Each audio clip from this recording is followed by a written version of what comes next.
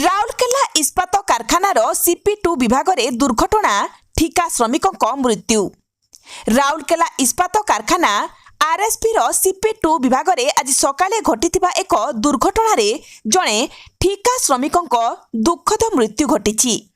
सूचना अनुसार सकाळ प्राय 4:17 समय से उच्च स्थान में काम करुवा बेले हठात संतुलन हराई प्राय 20-25 फुट तलकू पड़ जाइथिले।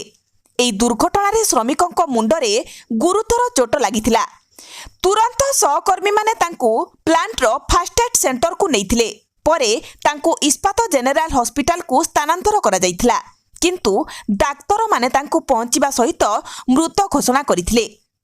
मृतकों नाम प्रकाश स्वाई बोली जणा पड़िछि। से रघुनाथपाली थाना अंचलर तल बालीजोड़ी गाँवर बासिंदा। परिवार रे तांको पत्नी सबिता स्वाई और एकमात्र झियो प्रत्याशा स्वाई अछंती। घटना परे विभिन्न श्रमिक संगठन हॉस्पिटल रे पहुंची परिवार को समवेदना जणाइथिले। या सहित घटना रे सुरक्षा मानदंडर अवहेला थिबा अभियोग उठाई सठिक तदंत और दोषी विरुद्ध रे कठोर कार्यानुष्ठान दाबी करिसंती। एहा सह मृतकों परिवार को यथाशीघ्र क्षतिपूरण जड़े सदस्य को चाकरी बीमा राशि ESI सुविधा और अन्यान्य सहायता देवाक संगठन माने दाबी उठाइछंती।